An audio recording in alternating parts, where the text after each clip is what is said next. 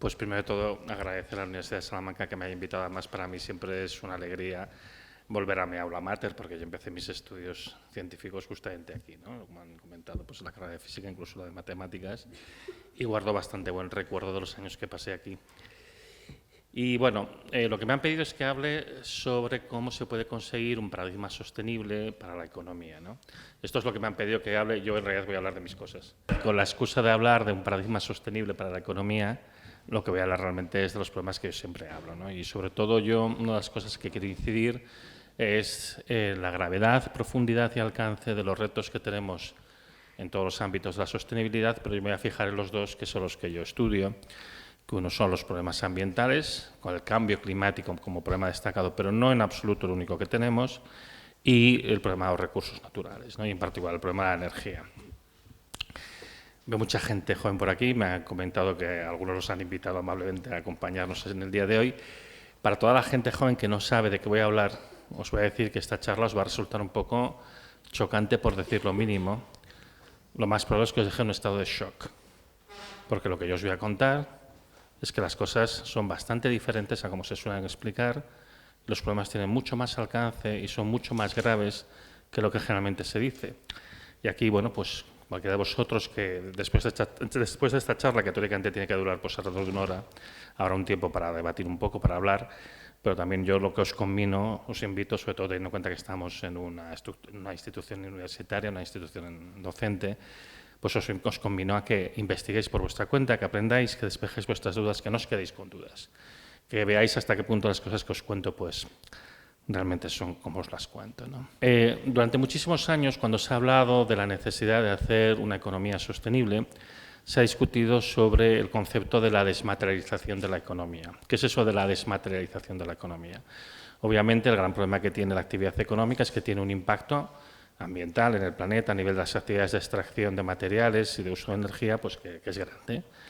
Y se ha especulado mucho hasta qué punto uno podía coger y avanzar en la dirección de cada vez consumir menos recursos, cada vez contaminar menos y ser capaz, a pesar de todo, de incrementar ese índice abstracto que llamamos PIB, Producto Interior Bruto, que mide el valor monetario de todos los bienes y servicios que se prestan en un territorio en un determinado espacio de tiempo, ¿vale? Y digamos que la idea ha tenido diversas fases de popularidad desde que se introdujo en los años 70 hasta ahora. Hay un momento en el que se vuelve otra vez a incidir mucho en ella, que es cuando se empieza a ser consciente de la necesidad de hacer una transición para disminuir las emisiones de CO2, y es un poco lo que refleja este gráfico. En los años 90, lo que veis, la línea de color azul, es en el caso de la Unión Europea, pues cómo evolucionó el PIB. Entonces veis que iba creciendo lentamente y consigue en un momento incluso acelerar, y luego se mantiene en un nivel también constante en los siguientes años. La línea roja son las emisiones de CO2. Entonces parecería ser que por lo menos a nivel de emisiones de CO2 la Unión Europea estaría avanzando en la dirección de desmaterializar. El objetivo, lógicamente, no es solamente reducir las emisiones de CO2, sino también reducir el consumo de energía. ¿Puedes pasar? ¿Vale? Entonces, en última instancia, lo que se pretende es hacer este milagro que veis aquí, que por una parte la curva de consumo de energía y de emisiones se vaya prácticamente a cero, la línea roja, en tanto que el PIB pues sigue creciendo indefinidamente hasta el infinito y más allá. ¿Puedes pasar? Bueno, de hecho, se ha observado algo parecido a esto durante los últimos años, ¿no? Esto que veis aquí está extraído de un informe de la Agencia Internacional de la Energía del año 2013, si recuerdo bien, y lo que veis en este gráfico es para distintas regiones.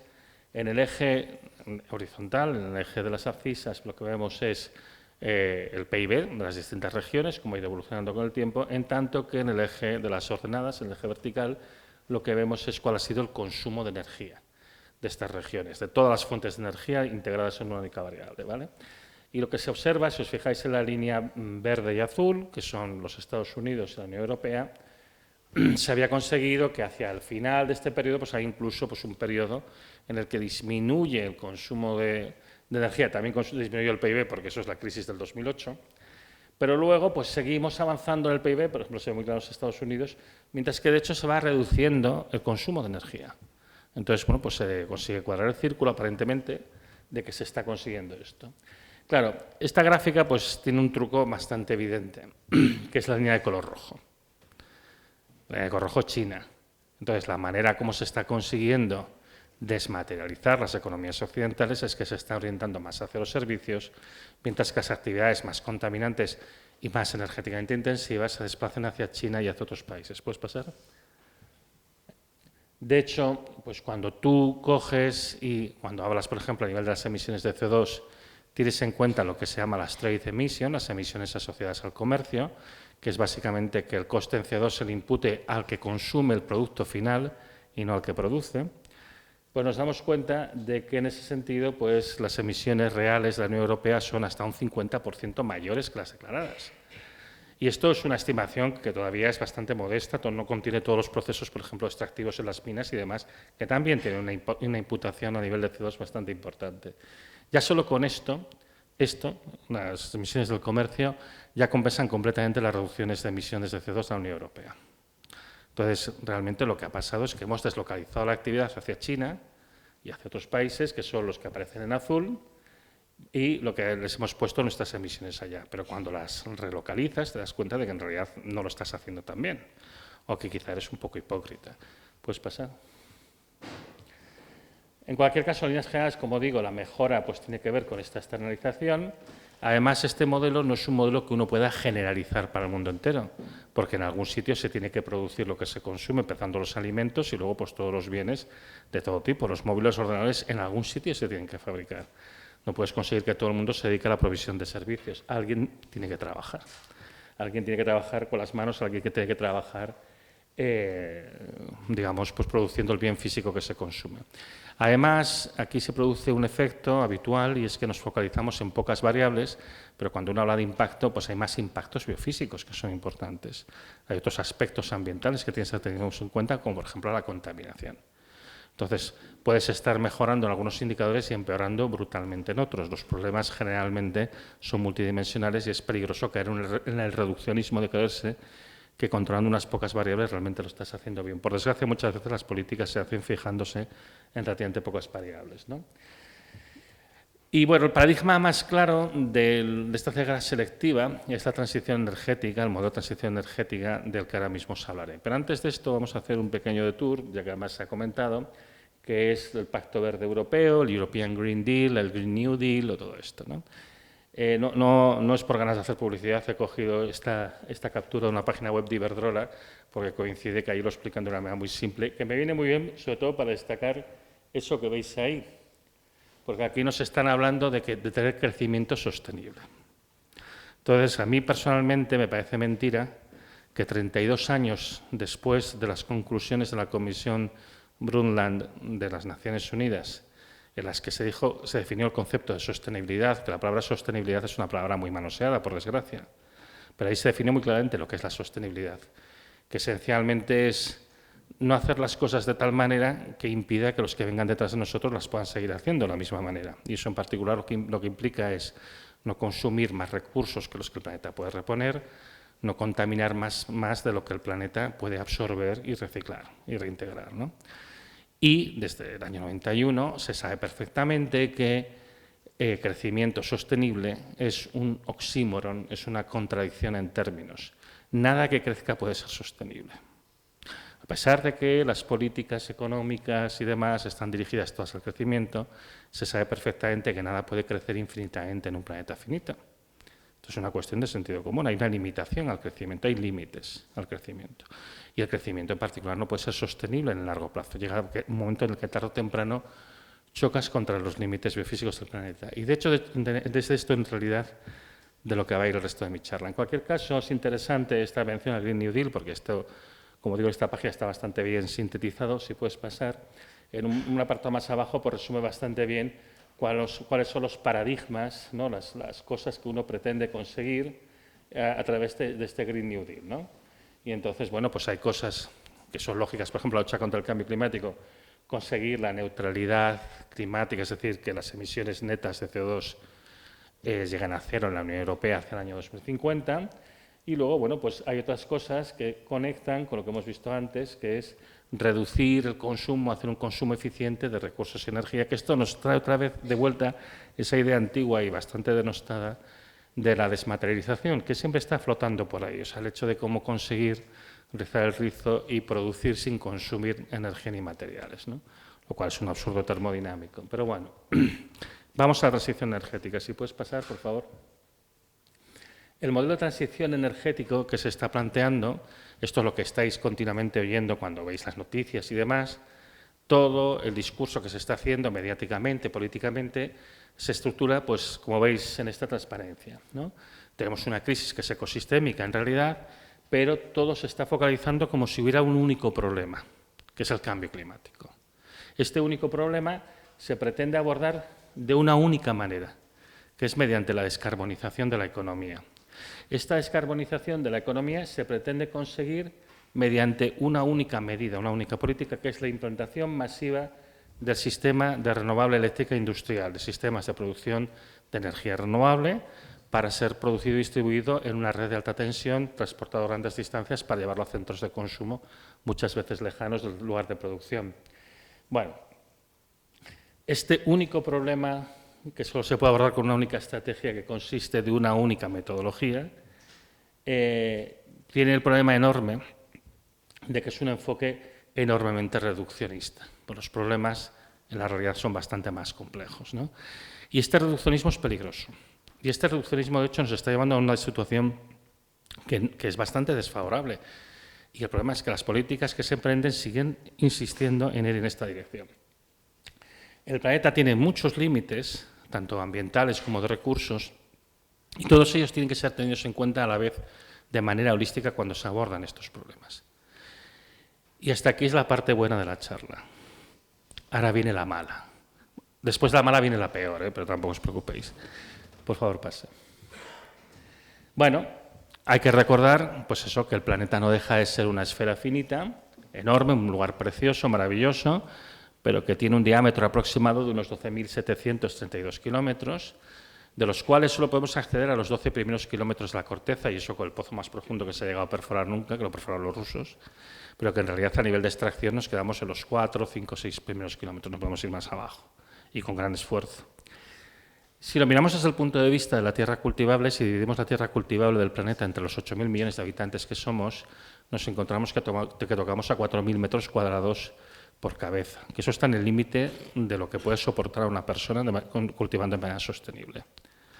Y 4.000 metros cuadrados, que eso es 0,4 hectáreas, no es un gran tamaño de tierra, es algo que lo puedes abarcar perfectamente con la vista, es como un cuadrado de 60 y algo por 60 y algo, no es muy grande, ¿no? Y este es el sitio donde estamos ahora mismo. Pasa, por favor. Hablemos primero de los límites ambientales, ¿no? Hemos dicho, el cambio climático es el gran problema ambiental de nuestra era, ¿no? Bueno, el Instituto de Resiliencia de Estocolmo, desde hace ya casi 20 años, han hecho un trabajo inmenso en colaboración con muchos científicos de todo el mundo para identificar lo que se llaman los planetary boundaries, los límites planetarios, ¿no? Tenemos identificados 9 límites planetarios a nivel ambiental. Necesitamos que todos ellos estén dentro de la zona de seguridad. Si sobrepasamos la zona de seguridad en cualquiera de ellos, esto pone en peligro la continuidad de la especie humana. Y esto conviene recalcarlo. No podemos permitir sobrepasar ninguno de los 9 límites. Y estamos sobrepasando 6. 6. No 1, 6. Por supuesto, el cambio climático es el más importante de los que hemos sobrepasado. No, no lo es. El que con mucha diferencia hemos sobrepasado más allá de toda medida e imaginación es el de las novel entities, el de las 9 especies químicas que hemos diseminado al medio ambiente y que están envenenándonos a nosotros mismos, ¿no? Había una estimación de hace unos años que decía que en plásticos, por ejemplo, cada uno de nosotros en un país occidental estamos comiéndonos el equivalente a una tarjeta de crédito a la semana. O si lo queréis ver en términos anuales, y como además ahora está de moda, os estaréis comiendo cada uno de vosotros 3 muñecas Barbie cada año. Eso es todo el insumo de plásticos que tenemos. Además están los metales pesados, además están las sustancias orgánicas persistentes, las dioxinas, etcétera, etcétera. Este es el límite que más duramente hemos sobrepasado. Bueno, pero vale, pero el cambio climático es el segundo más importante, el segundo que está más sobrepasado. Pues no. El segundo que más está sobrepasado es la integridad de la biosfera. Esto que a veces llamamos la biodiversidad, la preservación de la biodiversidad, la preservación de los ecosistemas. que los hemos desestabilizado grandemente, parece que olvidando el hecho de que seguimos siendo animales y que necesitamos esto que ahora se denomina servicios ecosistémicos para mantener nuestra propia vida. Son fundamentales para nuestro mantenimiento y están absolutamente sobrepasados. De hecho, ahora ya se hacen cumbres como las del cambio climático específicamente de biodiversidad, ¿no? Que esto me preocupa mucho, porque si vamos a tomar medidas tan efectivas como las que hemos tomado con respecto al cambio climático, pues apague y vámonos. Bueno, vale, pues el cambio climático no es el segundo tampoco, vale, será el tercero. Pues no, no es el tercero. El tercero es los ciclos biogeoquímicos del planeta. Hemos alterado profundamente el ciclo del nitrógeno, contaminando acuíferos y demás, y el ciclo del fósforo, y hemos creado un montón de zonas muertas en el océano, tierras que están completamente arrasadas, ya sin capacidad de generar vida, etcétera, etcétera. El cuarto sí, el cuarto es el cambio climático. Te mata igual que los otros, es decir, están todos están todos en la zona de peligro, pero efectivamente el cambio climático es el cuarto más sobrepasado. Algo por delante, pues, del problema del cambio de los usos de la tierra y del agua dulce, ¿no? Del agua potable y dulce disponible, ¿no? Y bueno, de las cosas que de momento todavía no han reventado, tenemos la acidificación de los océanos, aunque se acerca rápidamente a su límite de no retorno, la carga de aerosoles en la atmósfera y el ozono estratosférico, que tampoco están demasiado lejos de sobrepasar el límite de Horshey. Si nos esforzamos, podremos pasar 9,9. Oye, mira, no estaría mal, ¿no? En fin, pasa. Vamos a hablar específicamente del cambio climático, ¿no? Esta gráfica que os presento aquí es del informe de síntesis de la última revisión del IPCC, ¿no? Del panel intergubernamental del cambio climático, que esto se presentó en abril de este año. Esto que veis aquí son las trayectorias de emisiones que se tendrían que seguir según los distintos escenarios, ¿no? Entonces, la línea de color azul es la trayectoria de emisiones que deberíamos de seguir si querríamos garantizar de no sobrepasar el 1,5 grados de calentamiento respecto a los niveles preindustriales. Como veis, la curva de emisiones de CO2 tendría que bajar de una manera absolutamente vertiginosa, poco verosímil, sinceramente, porque implicaría una paralización prácticamente inmediata de la actividad industrial mundial, con lo cual ya vamos a dar por hecho de que no se va a poder evitar. También os tengo que decir que, incluso haciendo esto, lo que se preveía es que básicamente en 2100 no llegaríamos al 1,5 grados, con un 50% de probabilidades, no olvidemos que esto es una mediana, pero llegaríamos a 1,4, ¿vale? La curva verde sería, pues, lo que tendríamos que hacer para no sobrepasar los 2 grados, con un 50% de probabilidad. Es una caída no tan vertiginosa, pero también evidentemente muy acelerada, y en ese sentido también poco verosímil. ¿Qué es lo que estamos haciendo realmente? Bueno, lo que estamos haciendo realmente es la curva roja. Esto es un poco hacia donde se proyecta si seguimos las tendencias actuales. Luego veremos que no vamos a poder, que si pudiéramos lo haríamos, pero vamos a ver que no vamos a poder hacer exactamente esto. Y esto, pues nada, nos proyecta un incremento de la temperatura en mediana del 2,2 grados, con un margen de variabilidad, no, 2,5, con un margen de variabilidad de entre 2,2 y 3,5. O sea, que no está absolutamente nada mal. Bueno, pues pasa. Pero esto es donde estamos hoy. Hoy estamos en 1,9 grados. Esto es donde estamos en el mes de octubre de este año. Porque este año ha pasado algo que veíamos venir desde hace tiempo y el planeta entra en un estado diferente. Y las reglas del juego ya no son las mismas. Estábamos pensando en un calentamiento gradual, pero todo empieza a indicar que no vamos a tener un calentamiento gradual, que vamos a tener otra cosa. Y este año, 2023, se ha disparado la temperatura del aire, también la de los océanos, luego lo voy a explicar, y ahora mismo estamos en 1,9. No 1,5, 1,9. Si lo miramos promediando con hace un año, estamos en 1,54. Es prácticamente seguro que cuando acabe este año, los promedios siempre se toman de todo el año para compensar, porque como hay una distribución inhomogénea de tierra emergida en el hemisferio norte y el hemisferio sur, la temperatura ya veis que a lo largo del año no es la misma, pues hay que promediar siempre en un año natural. Normalmente cuando acabe el año 2023, aquí un mes y pico, pues lo más probable es que vamos a estar en 1,5 grados de calentamiento. O sea, que nos podemos olvidar de los acuerdos de París, porque ya son papel mojado, ya no estamos ahí. James Hansen, que es un climatólogo de la NASA, que ya está jubilado, dice que con alta probabilidad antes del 2030 vamos a llegar a los 2 grados de calentamiento. Os recuerdo que cuando se habla del calentamiento de 2 grados, eso es la diferencia de temperatura media, promediando todo el planeta de norte a sur, con lo cual incluye los polos, por supuesto, y evidentemente promediando todas las estaciones del año, ¿no? Entonces, pues obtienes un valor y lo comparas pues como era antes de la revolución industrial, del año 1900. Y entonces esto, pues lo que están diciendo es, probablemente vamos a llegar a los 2 grados antes del año 2030. Para que veamos qué quiere decir eso, en los diversos escenarios del IPCC pues, se proyecta con los modelos, con sus limitaciones, son modelos limitados generalmente por conservadores, por proponer cosas más suaves que las que luego realmente pasan, con un escenario de un calentamiento de 2 grados a nivel del planeta, o sea, que la temperatura media sea 2 grados por encima, lo que se prevé en particular, para aquí para Salamanca y para la mayoría de la península ibérica, es que en verano las temperaturas habitualmente sean de 50 grados, que son temperaturas que ya son incompatibles con la vida humana. Estos son 2 grados de calentamiento. Entonces, hay que tener en cuenta que esto es un problema muy serio, es decir, este solo es el cuarto de los problemas en gravedad, ¿eh? Pero evidentemente es un problema muy serio, es un problema tremendo. Es una cosa que hay que tenerla muy presente, hay que tenerla en la mente todo el día. No, yo esto, cuando estuve en el Senado en 2021, yo les dije, el problema del cambio climático es muy grave, es gravísimo, mucho peor de lo que sus señorías se piensan que es. Es tan grave que debería ser la noticia con la que se tendría que abrir los telediarios cada puñetero día. Y la crisis energética, la segunda, y eso lo hablaremos de aquí un momentito. Y sin embargo, a pesar de esto, pues luego vas y estás un día mirando la tele, puedes pasar por favor, y te encuentras con esta noticia en TV3, en la que te dicen que ha salido un informe del Joint Research Center de la Unión Europea, que han hecho un estudio de cómo va a variar el turismo en España, entre otros sitios, con diversos grados de calentamiento, y en particular nos dicen que para 4 grados de calentamiento sobre el nivel preindustrial, en España el turismo se reduciría un 3,14%. Con 4 grados de calentamiento, las temperaturas aquí serían en verano y en buena parte del año habitualmente por encima de 60-65 grados. Evidentemente morirían todos los árboles y moriría el 90% de la población humana del planeta. Entonces, hombre, no es verdad, esto es, no, es serio. O sea, con 4 grados de calentamiento, esperemos no llegar ahí, claro, el turismo en España no descendería un 3%, descendería un 100% y la población un 90%.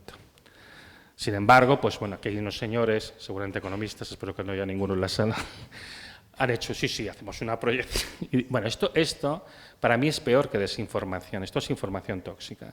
No se puede decir una tontería de este calibre, cuando además sabes perfectamente, cualquier persona que tenga un mínimo de conocimiento de ciencias ambientales sabe que esto es una aberración, esto es un insulto a la inteligencia. Y te lo ponen en la tele. Y así estamos. ¿Puedes pasar, por favor? Y entonces, bueno, pues nos encontramos en el momento que estamos ahora mismo, que es un momento que os lo voy a decir, toda la gente que estamos trabajando, pues por ejemplo, en particular en el tema del clima oceánico y el clima del planeta, el momento es un poco tenso, porque están pasando cosas bastante gordas. Quizá no trasciende, porque no se habla de mucho de ellos en los telediarios, pero el momento actual es un momento durillo. Esto que veis aquí es como la línea de color negro es la temperatura de la superficie del mar durante este año 2023. La de color naranja fue como fue el año 22, que ya fue malo, ¿eh? Pero es que la negra es el 23.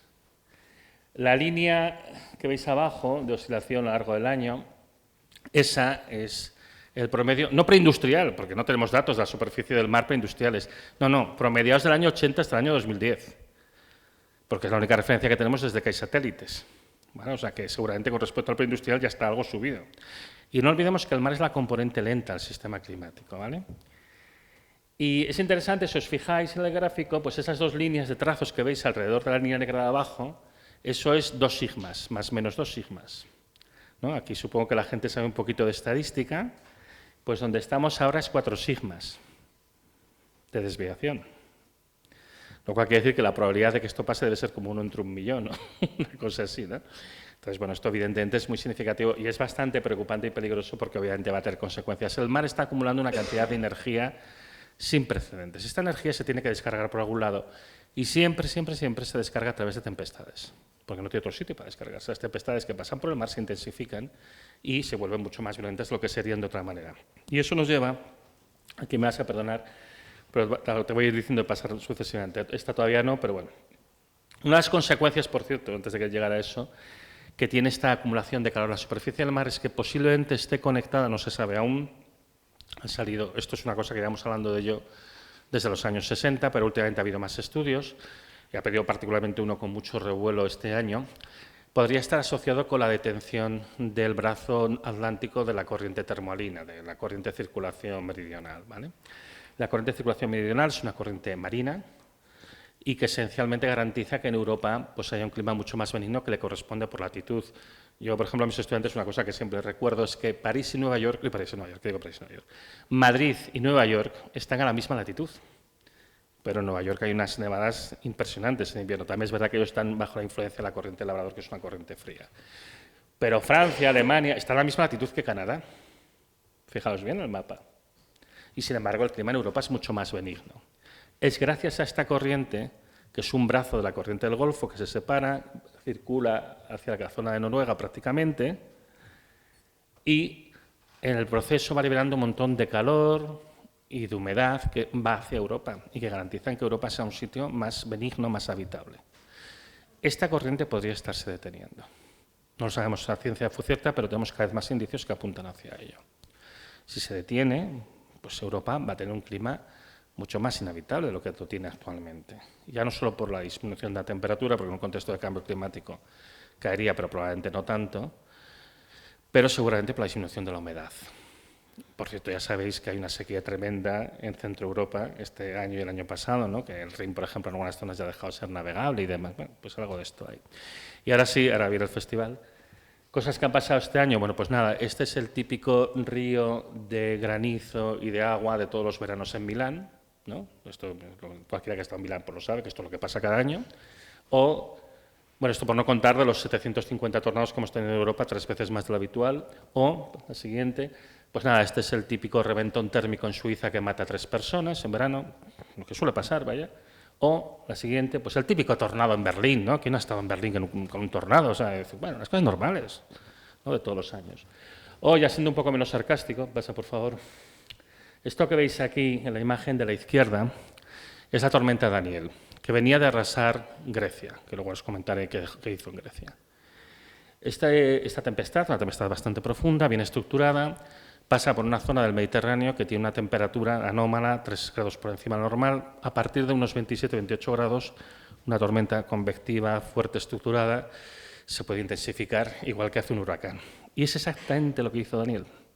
Se convirtió en un medicán, lo que se llaman los... Yo hace 20 años, 20 y tantos, cuando yo empecé a trabajar en el océano, se hablaba de esto de los medicanes, de los medicanes, ¿no? Que los huracanes del Mediterráneo, tempestades que se empiezan a comportar como un huracán, como una posibilidad teórica. Y ahora ya llevamos vistos unos cuantos en estos años, ¿no? Es un poco trágico. Bueno, pues se convirtió en un medicán, llegó a Libia, descargó 400 litros por metro cuadrado en una zona inmensa, en unas 6 horas.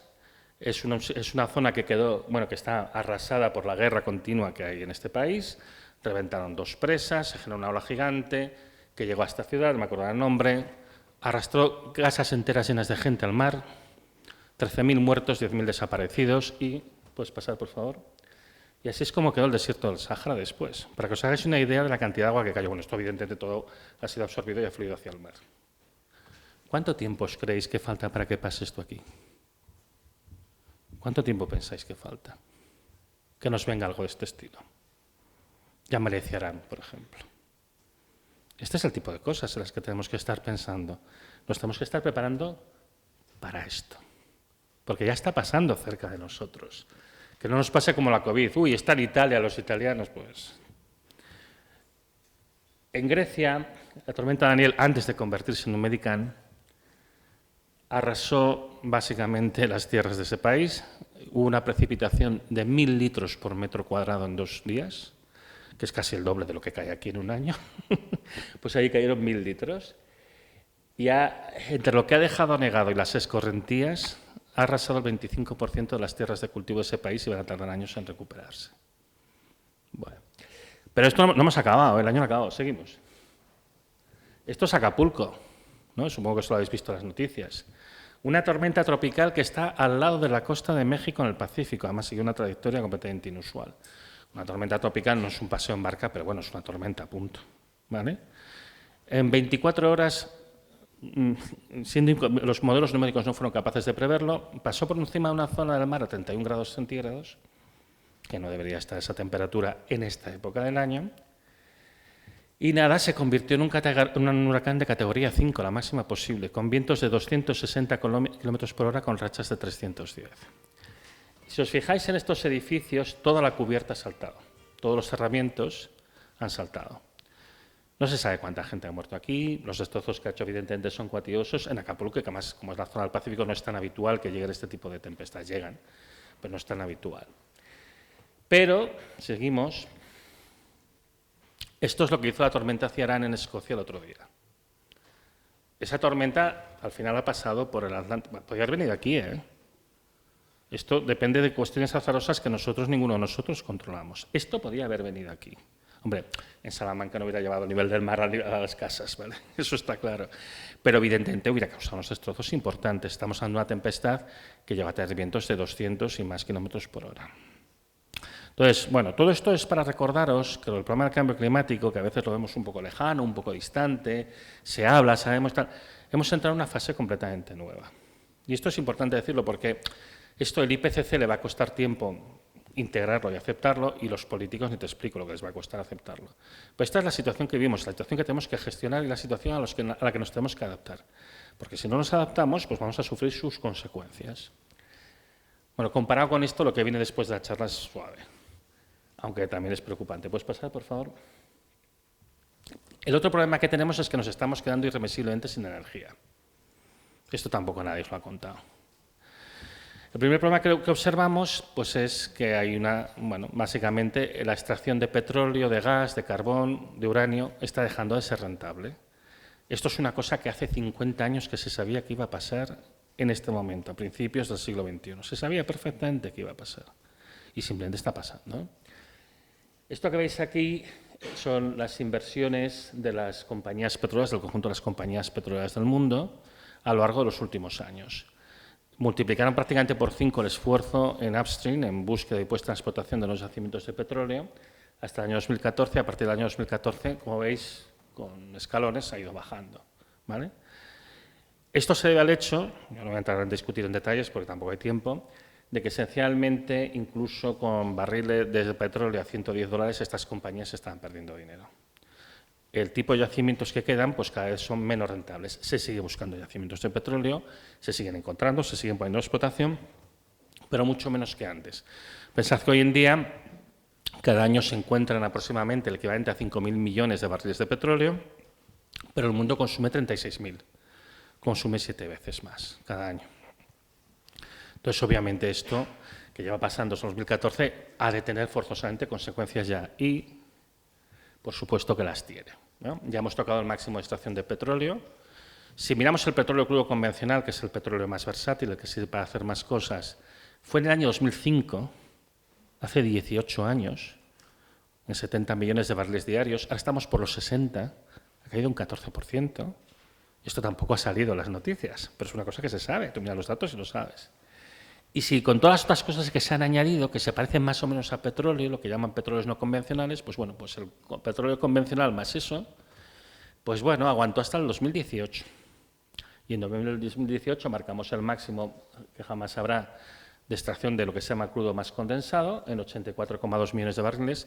En las estadísticas a esto se le suele añadir una categoría un poco espuria que se llaman líquidos del gas natural, que mayoritariamente son mezclas de butano y propano, que sirven para hacer plásticos, y eso bueno, pues está bien porque ahorras plástico o ahorras petróleo en la refinería, pero no sirve para hacer combustibles líquidos, y como es una categoría que aún crece, pues sirve un poco para enmascarar la dimensión del problema. Pero si miras el crudo condensado, que es lo que sirve básicamente pues, para el combustible que utilizas en tu furgoneta, en tu camión, en tu coche, en tu moto o en el avión o en el barco, pues bueno, pues el máximo fue en el año 18, con 84,2 millones de barriles diarios. Después bajó, intentó remontar, tiene una caída brutal con el confinamiento de la COVID, como es normal, y luego empieza a recuperarse el resto del año 20, 21, el año 22 pues hay la invasión de Rusia en Ucrania, y luego intenta subir y nos hemos estancado. Y no podemos subir más.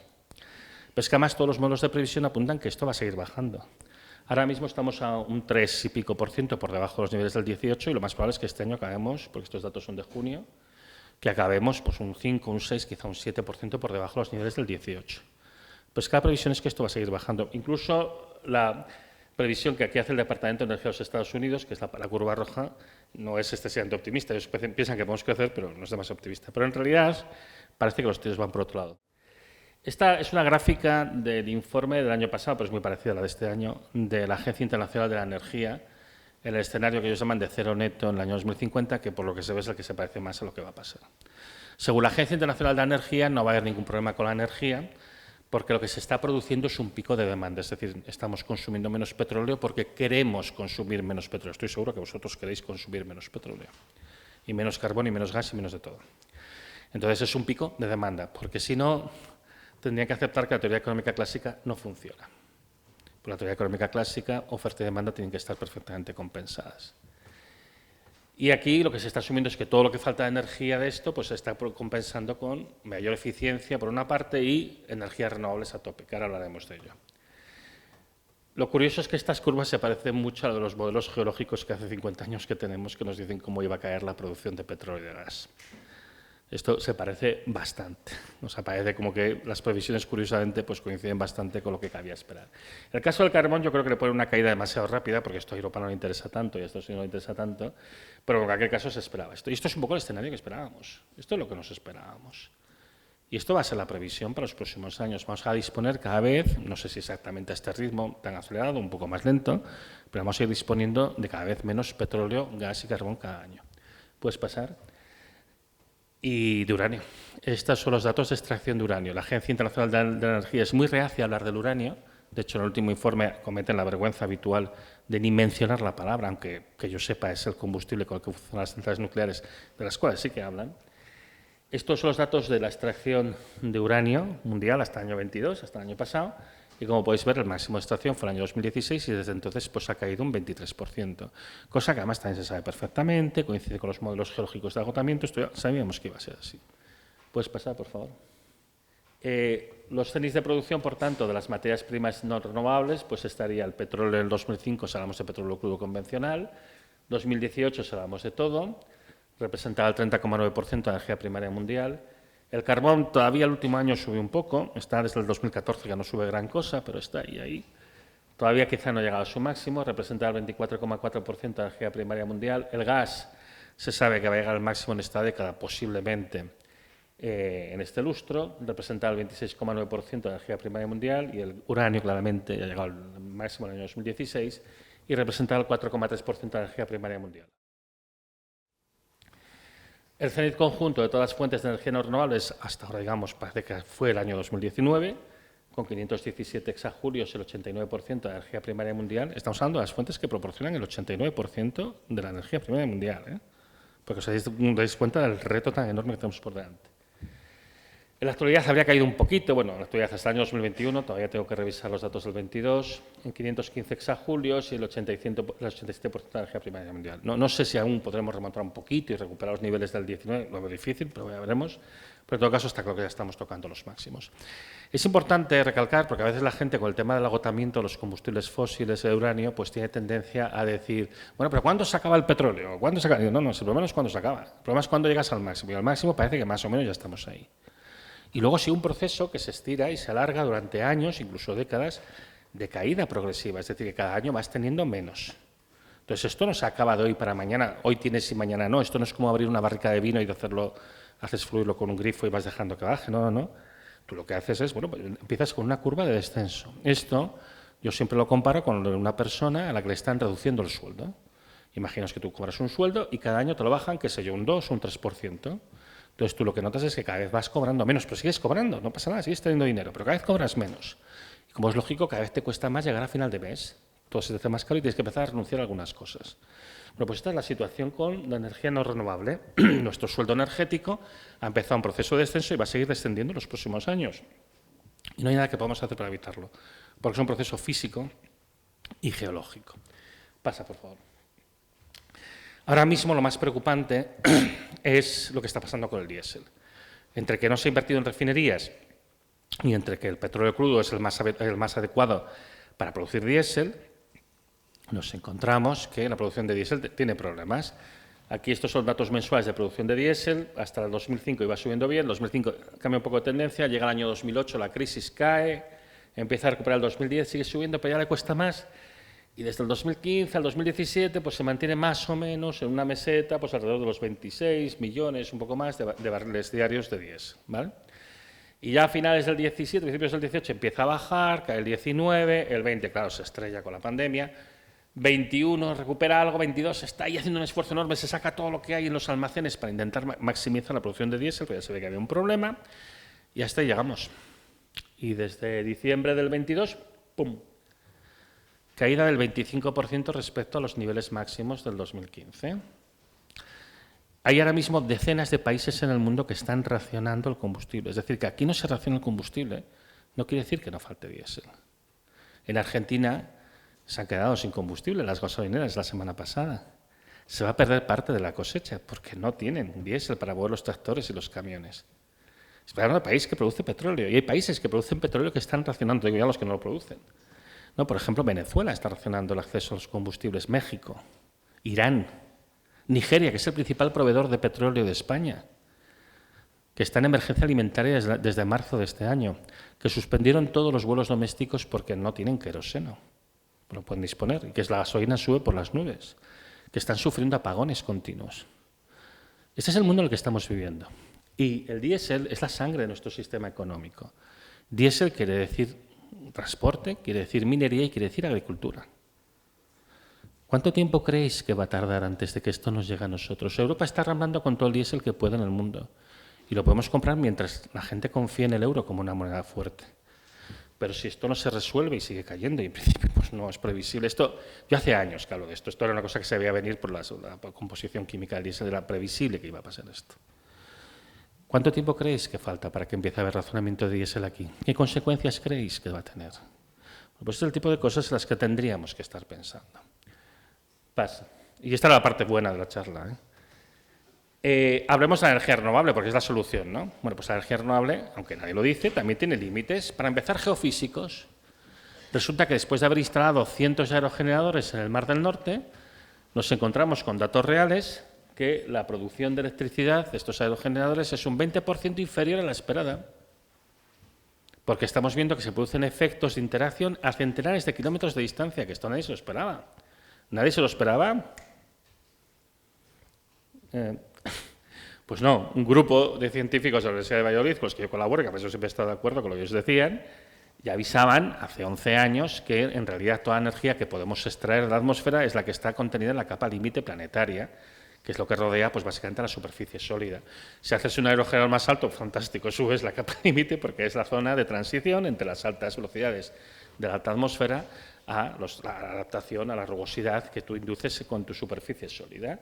Y eso en particular implica una limitación a la cantidad de energía que tú puedes extraer. Y esto, vamos a decirlo una vez más, se sabía. Pasa, por favor. Otro límite que tiene la energía renovable, que se habla también un poquito, pero con la voz baja, es que depende de materiales que en el planeta no son abundantes. Alicia Valero, que es una profesora de la Universidad de Salamanca, continuando el trabajo de su padre, Antonio Valero, con su grupo pues tiene identificado estos 14 elementos químicos que no hay suficiente en el planeta para que todo el planeta pueda hacer la transición energética al mismo tiempo. No hay suficiente. Y aquí yo no hablo de qué velocidad se pueden extraer, hablo del total.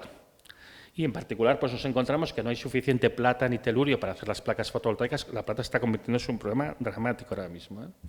El litio, el manganeso, níquel y cobalto que necesitamos para las baterías, el galio y el indio que necesitamos para los aerogeneradores de más prestaciones y el cobre que necesitamos para todo y que además claramente está llegando a su máximo de producción.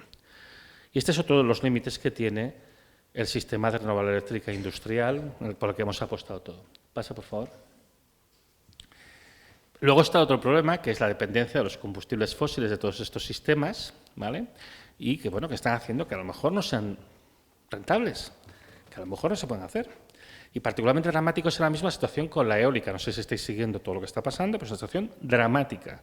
El año pasado las principales compañías que fabrican aerogeneradores tuvieron pérdidas enormes. Vestas perdió casi 1.600 millones. Nordes, la más pequeña, perdió solo 200. General Electric, la división de Wind Power, perdió 2.200 millones. Pero el caso paradigmático es el de Gamesa. Gamesa perdió 1.000 millones, hicieron un concurso de acreedores, reestructuraron la sociedad, relanzan la sociedad y pierde otros 1.000 millones. O sea, en total perdió 2.000 el año pasado. Y este año, hasta agosto, había perdido 4.500 millones, que esto es como la mitad del beneficio de la matriz de Siemens anual, ¿vale? Hasta el punto de que ya el último trimestre ya no han cogido más pedidos, porque saben que pierden dinero con cada aerogenerador que instalan. Porque resulta que el problema está, por una parte, que con el encarecimiento de las materias primas se contrataron estos parques que iban a construir a un precio y luego el coste ha sido otro, pero el otro problema, que todo el mundo ha hablado de él en voz baja, yo lo comenté en el Parlamento de Cataluña el año pasado, pero no me debieron de escuchar, es que los aerogeneradores se les rompen. Los aerogeneradores que instalaron hace 3 y 5 años, de entre 5 y 7 megavatios, se les están rompiendo, porque no soportan los esfuerzos enormes después de estos 3, 4, 5 años de funcionamiento, con esas palas gigantescas que pesan 40, 60 toneladas, y empiezan a acumular fracturas, empiezan a vibrar. Algunas veces se arranca una pala, a veces se arranca hasta el rotor entero, a veces la nacelle y a veces hasta colapsa la estructura. Obviamente ahora lo que ha hecho es una revisión de todos y han tenido que parar muchos de ellos, porque se iban a romper. Y no tienen un diseño alternativo. No saben qué hacer. 26.000 millones en aerogeneradores en todo el mundo, 2.600 aerogeneradores. Problema que también tienen las otras compañías, pero no tan exagerado como Gamesa, porque Gamesa yo creo que tuvo demasiada gula y puso demasiado, ¿no? Entonces, bueno, como respuesta a este reto, pues la Unión Europea, en su discurso del Estado de la Unión en septiembre, Ursula von der Leyen, la presidenta de la Comisión, dijo que se iba a hacer un plan de rescate para la eólica europea, porque la competencia es la de los chinos, sobre todo, ¿eh? Y entonces, nada, este plan de rescate pues, fue aprobado a finales de octubre, del 24, si no recuerdo mal, y básicamente la Unión Europea, entre otras muchas medidas, daba 1.400 millones de euros en ayudas a las empresas. Eso fue el martes. El jueves se supo que Siemens Gamesa estaba negociando con el gobierno alemán un rescate de 15.000 millones de euros. Claro, como consecuencia perdió un 30% de su valor en bolsa, ¿vale? Y el viernes la ministra Rivera se reunió con los representantes de General Electric y de Gamesa aquí en España y les ofreció ayudas entre 700 y 1.400. Esto sigue, ¿eh? Luego dijeron el lunes los de Gamesa, no necesitamos ayudas del gobierno alemán, pero alguien nos puede prestar 16.000 millones, te juro, está en la misma nota de prensa, que pedían a los bancos avales por 16.000. Bueno, una cosa increíble, ¿no? Esta es una situación dramática, porque claro, el problema que hay aquí es que evidentemente Siemens pues, tiene un problema muy gordo con Gamesa y se la quiere sacar de encima. Y ahora hay un riesgo real de que esto se acabe abandonando y nos encontremos que todos estos aerogeneradores tan bonitos que nos han instalado pues queden abandonados o se rompan. Y claro, a mí esto me preocupa porque yo no soy muy partidario de este modelo de explotación de energía, pero algo de esto necesitamos, evidentemente. Y además, igualmente, tenemos que hacer una transición hacia la energía renovable por la lucha contra el cambio climático, ¿no? Y me preocupa que pueda haber una percepción social cuando pase esto, se acaba pasando, si no hay, realmente no sé cómo vamos a salir de esta, porque no sabemos hacer aerogeneradores que no se rompan, o sea que, bueno, pues que empiece a haber un rechazo social, que la gente diga, es que nos han estafado con esto, que no está todo cierto, pero bueno, tampoco es completamente falso, y que digan a continuación, es que el cambio climático es una estafa. Claro, esto es muy preocupante. Y aquí se tendría que ser honesto y tendría que haber transparencia para explicarlo. ¿Hay algo de esto? Bueno, de momento no. Sigamos. El último problemilla que tenemos con el sistema de renovable eléctrica industrial, que no olvidemos es generación masiva de electricidad para ser transportado en una red eléctrica de alta tensión, es que produce electricidad. Y la electricidad está bien, está guay, ¿no? Es lo que permite que veáis bien, proyectar esta imagen con este ordenador, la iluminación de la sala y demás. A nivel del mundo, la electricidad representa solamente el 20% de la energía final que consumimos. En España llega a ser el 23,6% en línea con otros países industrializados. Tenemos un 70 y muchos por ciento que no es eléctrico. Una parte se puede electrificar, por ejemplo, poniendo tren eléctrico, que está en la suya, y recuperando la Ruta de la Plata, por ejemplo, ya que hablamos aquí en Salamanca. Pero hay otra parte que se sabe que es difícil o incluso imposible de electrificación. Nadie habla de esto, se da por hecho que todo se va a electrificar. Coche eléctrico, hidrógeno verde, no hay materiales, son ineficientes, es igual. Es lo que se va a hacer. El otro detallito que nadie comenta es que el consumo de electricidad en la Unión Europea, en España y en el conjunto de la OCDE cae desde el año 2008, desde hace 15 años. Esto no es la COVID, esto no es algo coyuntural, es algo estructural, que tiene mucho que ver con la desindustrialización.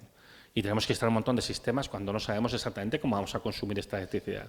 Sí, claro, todos coches eléctricos, no hay materiales para ello, lo siento, todos con hidrógeno verde. Bueno, pues no va a ser así. ¿Puedes pasar? Estamos claramente llegando pues, a los límites del crecimiento. Esto es cómo ha ido evolucionando el PIB per cápita a lo largo de todo el mundo a lo largo de los años. Y está claro que nunca nos recuperamos de la crisis del 73. Hubo un incremento enorme en la bonanza y desde entonces lo que ha habido es una tendencia al estancamiento. Y eso tiene mucho que ver con las cosas que hemos ido viviendo los últimos años. Aquí una buena parte de la audiencia es muy joven, pero claro, los que tenemos unos años nos acordamos de la crisis del 70, de las diversas crisis del petróleo, nos acordamos de la crisis del .com, nos acordamos de la crisis del 2008, que fue muy dura. Y bueno, pues son estas cosas que vamos viendo aquí. ¿Puedes pasar, por favor? Tenemos un problema gravísimo, ahora mismo una crisis alimentaria global, una situación que ya es endémica, es sistémica de desnutrición, y esto pues, se nos está combinando pues, con la falta de diésel para la maquinaria, la falta de fertilizantes y el cambio climático que está arrasando muchas cosechas en muchos sitios. ¿Puedes pasar? Porque, como digo, por ejemplo, cuando el gas iba caro, pues todos los fertilizantes nitrogenados, el nitrato de amonio, pues se produce fundamentalmente con gas natural, se podría producir con hidrógeno. Hasta agosto había perdido 4.500 millones, que esto es como la mitad del beneficio de la matriz de Siemens anual, ¿vale?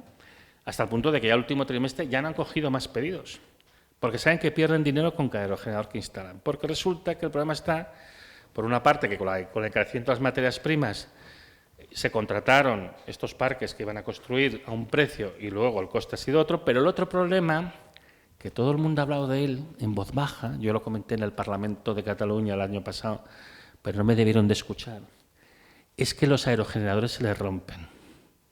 Los aerogeneradores que instalaron hace 3 y 5 años, de entre 5 y 7 megavatios, se les están rompiendo, porque no soportan los esfuerzos enormes después de estos 3, 4, 5 años de funcionamiento, con esas palas gigantescas que pesan 40, 60 toneladas, y empiezan a acumular fracturas, empiezan a vibrar. Algunas veces se arranca una pala, a veces se arranca hasta el rotor entero, a veces la nacelle y a veces hasta colapsa la estructura. Obviamente ahora lo que ha hecho es una revisión de todos y han tenido que parar muchos de ellos, porque se iban a romper. Y no tienen un diseño alternativo. No saben qué hacer. 26.000 millones en aerogeneradores en todo el mundo, 2.600 aerogeneradores. Problema que también tienen las otras compañías, pero no tan exagerado como Gamesa, porque Gamesa yo creo que tuvo demasiada gula y puso demasiado, ¿no? Entonces, bueno, como respuesta a este reto, pues la Unión Europea, en su discurso del Estado de la Unión en septiembre, Ursula von der Leyen, la presidenta de la Comisión, dijo que se iba a hacer un plan de rescate para la eólica europea, porque la competencia es la de los chinos, sobre todo, ¿eh? Y entonces, nada, este plan de rescate pues, fue aprobado a finales de octubre, del 24, si no recuerdo mal, y básicamente la Unión Europea, entre otras muchas medidas, daba 1.400 millones de euros en ayudas a las empresas. Eso fue el martes. El jueves se supo que Siemens Gamesa estaba negociando con el gobierno alemán un rescate de 15.000 millones de euros. Claro, como consecuencia perdió un 30% de su valor en bolsa, ¿vale? Y el viernes la ministra Rivera se reunió con los representantes de General Electric y de Gamesa aquí en España y les ofreció ayudas entre 700 y 1.400. Esto sigue, ¿eh? Luego dijeron el lunes los de Gamesa, no necesitamos ayudas del gobierno alemán, pero ¿alguien nos puede prestar 16.000 millones? Te juro, está en la misma nota de prensa, que pedían a los bancos avales por 16.000. Bueno, una cosa increíble, ¿no? Esta es una situación dramática, porque claro, el problema que hay aquí es que evidentemente Siemens pues, tiene un problema muy gordo con Gamesa y se la quiere sacar de encima. Y ahora hay un riesgo real de que esto se acabe abandonando y nos encontremos que todos estos aerogeneradores tan bonitos que nos han instalado pues queden abandonados o se rompan. Y claro, a mí esto me preocupa porque yo no soy muy partidario de este modelo de explotación de energía, pero algo de esto necesitamos, evidentemente. Y además, igualmente, tenemos que hacer una transición hacia la energía renovable por la lucha contra el cambio climático, ¿no? Y me preocupa que pueda haber una percepción social cuando pase esto, se acaba pasando, si no hay, realmente no sé cómo vamos a salir de esta, porque no sabemos hacer aerogeneradores que no se rompan, o sea que, bueno, pues que empiece a haber un rechazo social, que la gente diga, es que nos han estafado con esto, que no es del todo cierto, pero bueno, tampoco es completamente falso, y que digan a continuación, es que el cambio climático es una estafa. Claro, esto es muy preocupante. Y aquí se tendría que ser honesto y tendría que haber transparencia para explicarlo. ¿Hay algo de esto? Bueno, de momento no. Sigamos. El último problemilla que tenemos con el sistema de renovable eléctrica industrial, que no olvidemos es generación masiva de electricidad para ser transportada en una red eléctrica de alta tensión, es que produce electricidad. Y la electricidad está bien, está guay, no es lo que permite que oigáis bien, proyectar esta imagen con este ordenador, la iluminación de la sala y demás. A nivel del mundo, la electricidad representa solamente el 20% de la energía final que consumimos. En España llega a ser el 23,6% en línea con otros países industrializados. Tenemos un 70 y muchos por ciento que no es eléctrico. Una parte se puede electrificar, por ejemplo, poniendo tren eléctrico que está en la suya y recuperando la Ruta de la Plata, por ejemplo, ya que hablamos aquí en Salamanca. Pero hay otra parte que se sabe que es difícil o incluso imposible de electrificación. Nadie habla de esto, se da por hecho que todo se va a electrificar. Coche eléctrico, hidrógeno verde, no hay materiales, son ineficientes, igual. Es lo que se va a hacer. El otro detallito que nadie comenta es que el consumo de electricidad en la Unión Europea, en España y en el conjunto de la OCDE cae desde el año 2008, desde hace 15 años. Esto no es la COVID, esto no es algo coyuntural, es algo estructural, que tiene mucho que ver con la desindustrialización. Y tenemos que instalar un montón de sistemas cuando no sabemos exactamente cómo vamos a consumir esta electricidad. Sí, claro, todos los coches eléctricos, no hay materiales para ello, lo siento, todos con hidrógeno verde. Bueno, pues no va a ser así. Pues estamos claramente llegando pues, a los límites del crecimiento. Esto es cómo ha ido evolucionando el PIB per cápita a lo largo de todo el mundo a lo largo de los años. Y está claro que nunca nos recuperamos de la crisis del 73. Hubo un incremento enorme en la bonanza y desde entonces lo que ha habido es una tendencia al estancamiento. Y esto tiene mucho que ver con las cosas que hemos ido viviendo los últimos años. Aquí una buena parte de la audiencia es muy joven, pero claro, los que tenemos unos años nos acordamos de la crisis del 70, las diversas crisis del petróleo, nos acordamos de la crisis del .com, nos acordamos de la crisis del 2008, que fue muy dura. Y bueno, pues son estas cosas que vamos viendo aquí. Tenemos un problema gravísimo, ahora mismo una crisis alimentaria global, una situación que ya es endémica, es sistémica de desnutrición, y esto pues, se nos está combinando pues, con la falta de diésel para la maquinaria, la falta de fertilizantes y el cambio climático que está arrasando muchas cosechas en muchos sitios. Porque, como digo, por ejemplo, cuando el gas iba caro, pues todos los fertilizantes nitrogenados, el nitrato de amonio, pues, se produce fundamentalmente con gas natural. Se podría producir con hidrógeno, pero se produce con gas natural porque es más barato. Pues las plantas que hay en Europa, el año pasado, un momento que cerraron la mitad, porque no podían pagar el precio del gas reabierto, pero en cuanto el gas vuelva a ser caro, pues vuelven a cerrar. Es que esto es así. Y entonces, bueno, pues nada, esto es un análisis muy interesante de The Economist, que básicamente nos dice que cuál es la probabilidad de que en los siguientes 12 meses haya revueltas por la falta de alimentos en el mundo. Hay gente que se dedica a hacer este tipo de cosas, ¿no? Y bueno, pues es interesante la cantidad de países que salen pues, con probabilidades pues, bastante elevadas, ¿no? Hasta aquí hemos hablado de los problemas. ¿Por qué no hablamos de qué es lo que se puede hacer? ¿Por qué no hablamos de qué es lo que se debe hacer, ¿no? Todos nuestros problemas vienen de la búsqueda imposible del paradigma del crecimiento infinito en un planeta finito. Todos nuestros problemas vienen de querer crecer indefinidamente en un planeta que al final tiene unos límites. Es tan sencillo como esto. Hay que apostar por el decrecimiento. Un decrecimiento que para que sea realmente decrecimiento tiene que ser democrático y tiene que ser organizado. Es una cosa que es necesaria. Si no, es otra cosa. Si decrecemos, pero no se hace de manera democrática, justa, no se organiza, eso no es decrecimiento, eso es empobrecimiento. Es lo que está pasando ahora. Inflación, gente que se va al paro, inestabilidad, etcétera. Desde el punto de vista técnico, conocemos maneras que ya se utilizaban hace un siglo para aprovechar la energía renovable, que ahora podríamos poner al día para seguir haciendo cosas como se hacían hace un siglo y mejor. Y estos sistemas tienen la ventaja que no dependen de materiales escasos ni de tecnologías que no tenemos aquí, que se diseñan a una escala humana que lo hace más fácil instalar y reparar, que tienen un impacto ambiental mucho más pequeño, que además son más eficientes en el aprovechamiento de la energía y generan riqueza local. Todos son ventajas excepto una. Son sistemas que están acoplados a los ritmos de la naturaleza. Estos sistemas no permiten mantener la ilusión de que vamos a seguir creciendo. Generan riqueza ahí donde está y es lo que te da la naturaleza cada año, punto, que es una cantidad fija. Esto no te permite crecer, pero te puede permitir satisfacer tus necesidades reales, las que tiene realmente la población. Otra sociedad es posible. España podría producir suficiente, digamos, grano cereal para alimentar a su población y a su ganado, ¿no? Yo aquí suelo citar el trabajo de Marta Rivera Ferré, que ha trabajado en pues, sistemas agroganaderos resilientes también al efecto del cambio climático, que también es otro problema impresionante, ¿no? Yo no conozco ningún estudio científico que me muestre una fuente de energía mágica que permita mantener este tinglado tal cual está, pero sí que conozco algunos estudios, como por ejemplo los de la profesora Julia Stenberger de la Universidad de Lausanne, en Suiza, que muestran que podemos mantener un nivel de vida muy semejante al que tenemos ahora mismo aquí en España, consumiendo la 10ª parte de la energía y los materiales que estamos consumiendo. Y además sabemos ciertas maneras para ir en esa ruta, ¿no? Lo que pasa es que hay que querer ir por esa ruta. Cambios en el estilo de vida, pero no cambios en el nivel de vida. Podríamos mejorar muchísimo la eficiencia del transporte terrestre utilizando el tren electrificado, esto lo sabemos, es el transporte con diferencia más eficiente terrestre. Podríamos fabricar una electrónica virtualmente eterna, ¿no? Yo que trabajo mucho con la Agencia Espacial Europea, como el profesor José Martínez, que está aquí presente, bueno, pues lo que se pone en el espacio, que el espacio es un ambiente muy agresivo, con radiación cósmica, y eso en la Tierra sería eterno, no se destruiría jamás. Sabemos hacer ese tipo de electrónica. Hace unas semanas, la sonda Voyager, que lanzamos hace más de 40 años, envió una señal de vuelta a la Tierra. O sea, sabemos construir esta electrónica y sin irse al espacio. Seguro que alguno de los más veteranos de la sala tiene en el cajón de casa un teléfono Nokia que aún funciona. Sabemos construir una electrónica que dura. El problema es la obsolescencia programada, el usar y tirar, pues por la necesidad del sobreconsumo, ¿no? Podemos incrementar enormemente el reciclaje, cambiando los diseños ya, para empezar, y los modos de uso. Tenemos que utilizar los materiales de la manera más eficiente en el diseño mismo de las cosas que vamos a hacer. No podemos utilizar metales de traza en los diseños electrónicos. Tenemos que favorecer el reciclaje de metales, no hacer combinaciones que van a ser muy difíciles energéticamente de extraer.